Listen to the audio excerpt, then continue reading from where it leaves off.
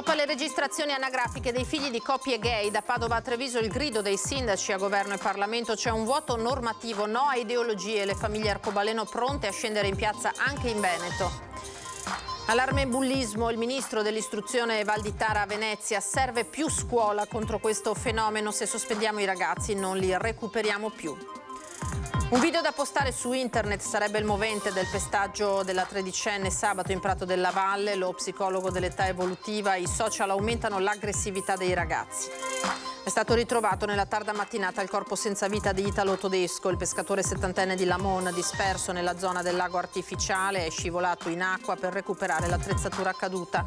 Grave incidente a Cairano di San Marco, 64enne investita da un bus della MOM in retromarcia. Il mezzo le schiaccia gli arti inferiori, la donna grave in ospedale. Il racconto di un testimone. Toro esce dal furgone che trasporta animali e corre in tangenziale, panico a Mestre. Un camionista eroe riesce a bloccarlo e lo porta al distributore della Bazzera. Aveva la pericolosa passione di divertirsi di sera e di notte a sparare colpi di pistola e di carabina dalla finestra di casa verso il rione e i campi dietro l'abitazione. Trentenne denunciato a Padova. Venezia è la città in cui si impreca di più in media ogni giorno in Italia. La causa: i problemi logistici quotidiani tra residenti e turisti, la singolare analisi di Preply, piattaforma globale di apprendimento delle lingue. Buonasera, eccoci in diretta con l'edizione del Veneto dei telegiornali di Antenna 3. Prima di cominciare con i servizi vi sottopongo quello che è il quesito del sondaggio di questa sera. La vostra opinione come sempre poi la sveleremo durante la prima serata di Antenna 3 al Ring. A Treviso c'è un problema di sicurezza secondo voi alla luce della tentata rapina rocambolesca avvenuta in zona stadio ieri? Per rispondere di sì 0422 1626 691, per rispondere invece di no 0422 1626 690. Ne parleremo questa sera al Ring anche con gli ospiti trevigiani della trasmissione. Il prefetto di Padova ora invia una circolare ai sindaci: stop al riconoscimento dei figli delle coppie gay. Il sindaco Giordani, il sindaco di Padova, risponde e invita tutti al buonsenso e alla tutela dei diritti dei bambini. No a battaglie ideologiche. I sindaci sono chiamati ad agire con buon senso per tutelare la dignità delle bambine, dei bambini e i loro diritti fondamentali, evitando così di generare gravi discriminazioni. Sergio Giordani interviene con una nota ufficiale dopo la convocazione in prefettura sul caso delle iscrizioni all'anagrafe delle coppie arcobaleno. A Padova la registrazione all'anagrafe di figli e figlie di coppie omogenitoriali avviene da tempo e in città sono state richieste soprattutto da coppie di mamme. Il prefetto di Padova, Raffaele Grassi, però ha inviato a tutti i sindaci della provincia una circolare per invitarli a rispettare la sentenza della Cassazione che blocca i riconoscimenti anagrafici per i figli di coppie omogenitoriali nati con procreazione assistita. Sono convinto che Padova e il sottoscritto si muovano nell'ambito delle norme. Su questo sono pronto e disponibile a confrontarmi con la consueta lealtà istituzionale e collaborazione con la prefettura, continua il sindaco Giordani nella sua nota. Si tratta di un tema che non dovrebbe essere piegato a battaglie ideologiche rispetto al quale nel paese esiste un serio vuoto normativo, chiude Giordani. La prefettura conferma che nei prossimi giorni una rappresentanza comunale dovrebbe incontrare a Palazzo Santo Stefano il prefetto per affrontare la questione che sta animando il dibattito pubblico. Sul tema è intervenuta anche Chiara Cuccheri, presidente di Arcigay Padova. Questo governo vuole togliere i diritti ai bambini e alle bambine delle famiglie arcobaleno, delle nostre famiglie. Invece noi vogliamo tutelarli perché è la nostra priorità, i diritti delle persone e non la propaganda elettorale sui nostri corpi. E lo Stato deve essere garante di questi diritti e noi non ci fermeremo vedendoceli togliere. Le famiglie arcobaleno si erano trovate domenica davanti a Palazzo Moroni per un sit-in e ora potrebbero tornare in piazza qualora dalla prefettura fosse definitivamente imposto lo stop alle registrazioni anagrafiche per i figli delle coppie arcobaleno. E di fronte a questa situazione la politica e i sindaci in particolare invocano, avete sentito Giordani, una soluzione normativa di una partita definita delicatissima dal governatore del Veneto Zaia. È trasversale l'appello al governo e al Parlamento perché colmino il vuoto normativo rispetto al riconoscimento anagrafico dei figli delle coppie monogenitoriali. Lo stop dei prefetti ai sindaci alla luce del pronunciamento della Cassazione costringe in un limbo tanto i diretti interessati quanto gli uffici municipali che si trovano nella condizione di non poter fornire una risposta, un servizio al cittadino che lo richieda. Io non ho seguito questa partita anche perché va distinta tra il diritto all'iscrizione all'anagrafe e l'altra rivendicazione che è quella di avere appunto la gestante con l'utero in affitto, è tutta una partita che è delicatissima.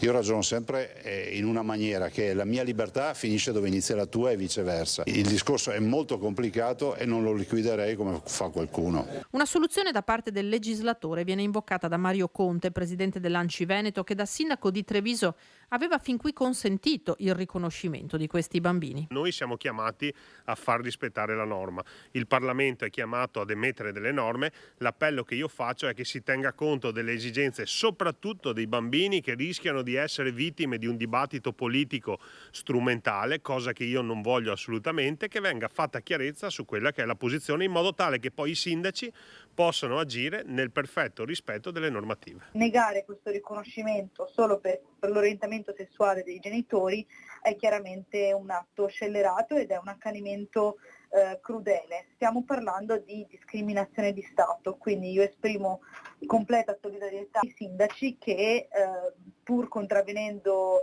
a una legge si stanno impegnando a resistere perché sono convinti di fare la cosa giusta. Tranchant infine il commento da sindaco del sottosegretario alla cultura Vittorio Sgarbi. Il mio vice sindaco è comunista ed è omosessuale, questa è la linea della mia amministrazione.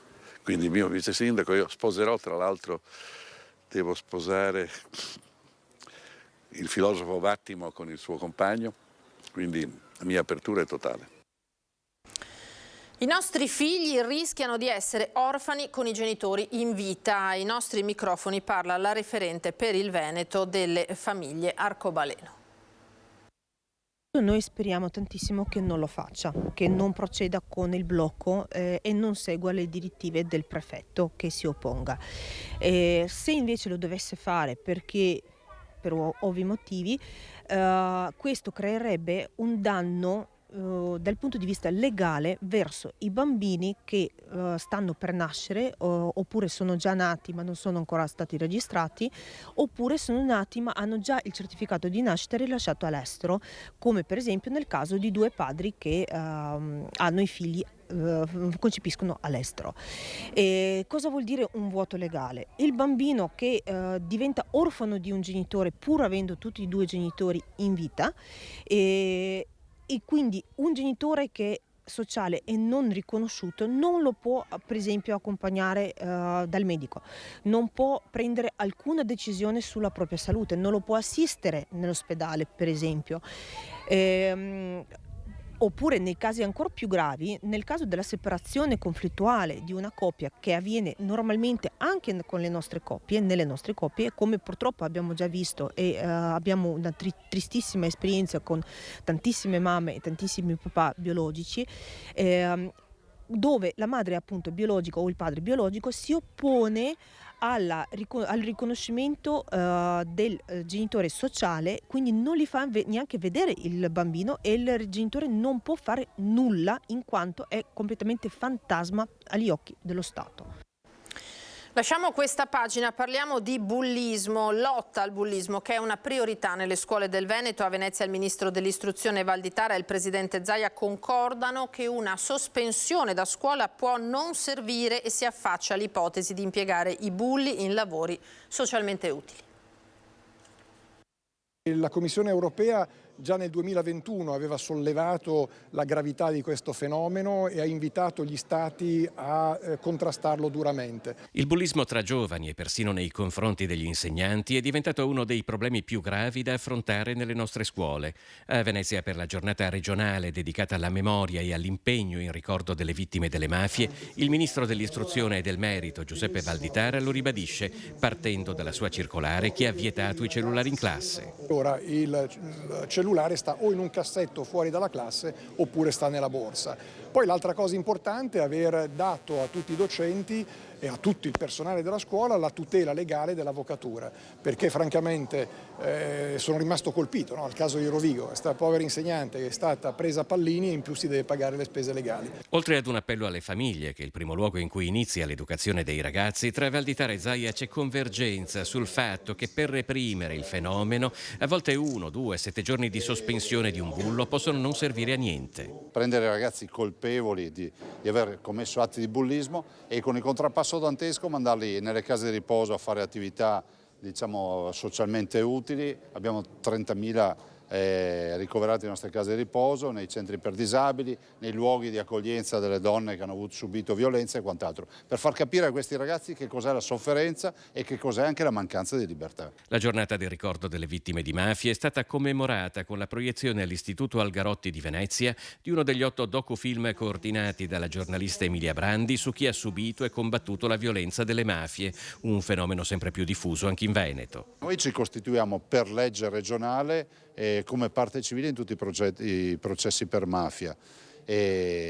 Mafia, camorra, insomma le grandi infiltrazioni malavitose, e quindi siamo costituiti, sarò il 4 come teste, come parte civile, ovviamente a portare le ragioni della regione.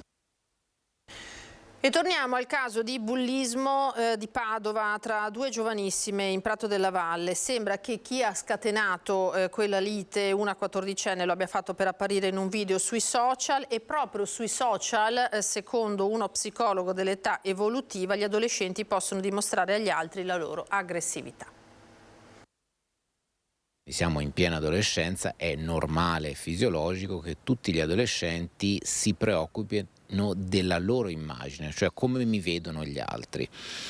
I social che cosa fanno? Amplificano questa immagine, quindi evidentemente la ragazzina che ha aggredito non solo voleva, in maniera sbagliata ovviamente, a fare una ritorsione, ma voleva anche comunicare non solo alla vittima ma anche agli altri un'immagine di sé aggressiva. Chiaramente i social contribuiscono a rendere più diffusa questo tipo di immagine.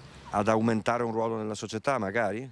Sicuramente, cioè nel momento in cui io faccio un'azione aggressiva di fronte a 3 persone, magari quelle 3 persone possono avere timore di me. Se la faccio e la metto sui social, magari vista da centinaia di persone, è probabile che più persone abbiano timore di me, quindi questo probabilmente le ha dato l'illusione di essere più aggressiva, più potente, più temuta, insomma, immagino. Gli adolescenti raramente agiscono in maniera totalmente solitaria, ma agiscono in gruppo, cioè quindi in qualche modo la loro identità è determinata anche da quella degli altri, insomma è un gruppo che si muove in maniera aggressiva. È stato ritrovato poco prima di mezzogiorno il corpo senza vita di Italo Todesco, il pescatore 70enne di Lamon disperso nella zona del lago artificiale di Senaiga. A recuperare la salma sono stati i sommozzatori dei vigili del fuoco di Vicenza, impegnati da ieri nelle ricerche insieme ai soccorritori fluviali e alle squadre dei vigili del fuoco di Belluno e Feltre. Era uscito per una battuta di pesca nella giornata di domenica, probabilmente già in quella giornata si sarebbe consumata la tragedia, sarebbe finito nel lago nel tentativo di recuperare la attrezzatura scivolata in acqua. La presenza della sua auto era stata notata dai residenti della frazione di Ronche soltanto ieri pomeriggio, quando è scattato l'allarme. Era l'ex presidente del bacino di pesca di Lamon, viveva da solo ma era molto conosciuto. La magistratura ha delegato ai carabinieri le indagini per accertare le cause dell'incidente. E paura nel pomeriggio lungo la tangenziale di Mestre all'altezza di Bazzera Nord. Un toro è uscito da un furgone che trasportava animali e ha iniziato a correre tra le auto. Grazie a un camionista eroe è stato bloccato. L'uomo si sarebbe messo di traverso con il suo mezzo, impedendo al toro di scorrazzare tra le corsie, e lo avrebbe scortato poi fino al distributore di Bazzera Nord, dove il proprietario col furgoncino è poi arrivato a prenderlo. E tragedia sfiorata invece questa mattina a Caerano, una donna di 64 anni travolta da una corriera MOM, ora è in ospedale viva ma con le gambe schiacciate purtroppo dal mezzo. Era tutta che tremava, l'hanno messa distesa, l'hanno fatto dei flebbi. Si trova all'ospedale con le gambe fratturate, la 64enne travolta questa mattina da un autobus della MOM dopo che aveva cercato di attrarre l'attenzione dell'autista, forse per farsi dare qualche moneta. Tutto accaduto poco dopo le 7 in questo piazzale a ridosso della rotatoria tra la Schiavonesca e la variante della Feltrina per Castelfranco nel comune di Caerano San Marco. E le macchie di sangue sull'asfalto testimoniano la drammaticità dell'investimento, con le gambe della donna stritolate dalle ruote del mezzo pesante. La conosco molto bene. Ecco, ma come mai era qua alle 7:20? Ma è sempre in giro, camminando, chiede qualcosa a qualcuno, autisti, così. Si vede che stamattina la corriera l'ho vista qui davanti ai garage nostri qua, se l'autista avrà fatto una manovra, non lo so, l'ho vista quando è tornato indietro e è arrivato l'ambulanza con l'automedica. La corriera, un rinforzo della linea 112, era vuota e stava partendo per raccogliere gli studenti verso gli istituti di Montebelluna. L'autista, che non è un dipendente diretto di MOM, non avrebbe visto la donna che si era avvicinata al mezzo battendo sul finestrino per attrarre la sua attenzione. Pochi secondi e la 64enne è finita sotto alla ruota anteriore sinistra del mezzo. Immediati soccorsi prima del conducente e poi dei sanitari giunti immediatamente dal vicino ospedale di Montebelluna. L'hanno alzata, ho visto che avevano le gambe alte, distesa, e coi flebbi, con il flebo che teneva l'autista anche. La 64enne vedova con 2 figli adulti ora si trova al Cafoncello in condizioni serie ma non in pericolo di vita. Sul posto per i rilievi i carabinieri di Montebelluna. Ci fermiamo ora per un rapido break, torniamo tra breve. Di nuovo in studio, ben ritrovati, edizione del Veneto dei telegiornali di Antenna 3. Andiamo a Padova, in particolare a Brusegana, dove gli agenti della squadra mobile hanno interrotto il pericoloso passatempo di un uomo che sparava dal balcone di casa. Aveva la pericolosa passione di divertirsi di sera e di notte a sparare colpi di pistola di carabina dalla finestra di casa verso il rione e i campi dietro la sua abitazione, in via Eulero a Brusegana. Protagonista un moldavo di 30 anni, operaio. Il vicinato era incredulo, fino a quando, qualche giorno fa, un colpo di pistola ha forato il vetro di una finestra di un palazzo vicino al suo. È stato presentato un esposto alla questura. In poche ore gli agenti della mobile hanno individuato la finestra dalla quale partivano i proiettili e rintracciato l'uomo, al quale hanno sequestrato 2 pistole a salve e una carabina ad aria compressa con le specifiche munizioni. A tutte le armi il trentenne aveva tolto il tappo rosso, obbligatorio per legge, ed è stato denunciato. Cambiamo decisamente pagina. Venezia sarebbe la città in cui si impreca di più in Italia, quasi 20 volte al giorno, secondo uno studio di una piattaforma di apprendimento delle lingue, primato però messo in discussione da Venezia.com. Quante imprecazioni possono scappare mediamente dalla bocca di un veneziano nel corso di una giornata? Tantissime, più del doppio che nel resto d'Italia, secondo Preply, una piattaforma di apprendimento delle lingue che in uno studio sul tema le avrebbe anche contate. A Venezia ci sono 19 imprecazioni al giorno per abitante. Un primato nazionale che Matteo Secchi, presidente della storica piattaforma Venezia.com e profondo conoscitore di venezianità, prende con filosofia. Secondo me a Venezia i motivi ci sono tutti affinché ogni veneziano di media dica 19 parolacce, imprecazioni al giorno. Quindi da un certo punto di vista non mi stupisco assolutamente. Questa mattina volevamo farlo come pesce d'aprile, informando la popolazione che c'era un'ordinanza comunale per cui chi diceva le parolacce veniva multato dai vigili, però ormai ce l'avete bruciata.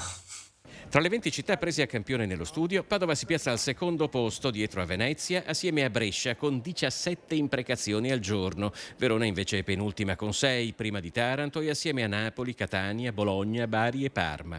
Ma perché a Venezia si dovrebbe imprecare più che in una grande città? Credo comunque che il numero sia falsato, perché nelle altre città credo che dicano molte più parolacce di noi, perché quando sono imbottigliati nel traffico ne dicono tante, solo che non vengono rilevate. Noi qui a Venezia siamo sempre a piedi, siamo di persona, e quindi è più facile rilevare il nostro numero di parolacce. Secondo me, per esempio a Milano ne dicono no 19, ma ne dicono 35, è solo che le dicono nel loro privato, nella loro automobile. Secondo me è una teoria, naturalmente. È tutto, grazie per averci seguito. Ora, come sempre, l'edizione di Venezia, adesso le previsioni del tempo. Arrivederci.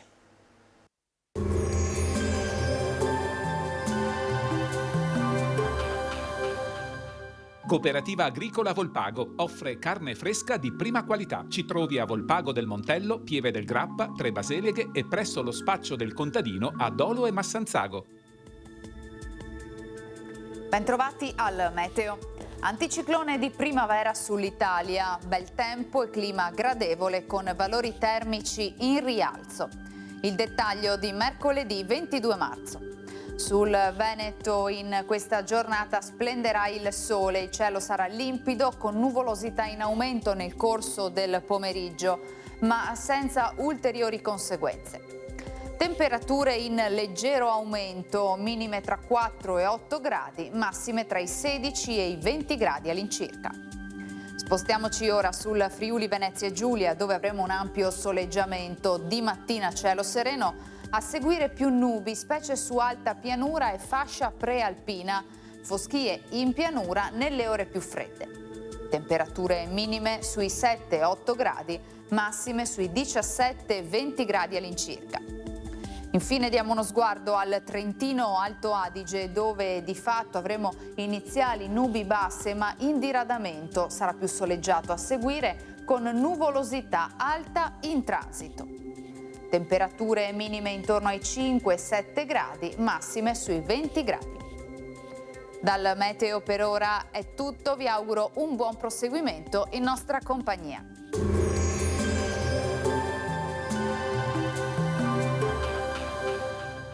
Cooperativa Agricola Volpago offre carne fresca di prima qualità. Ci trovi a Volpago del Montello, Pieve del Grappa, Tre Baseleghe e presso lo spaccio del contadino a Dolo e Massanzago.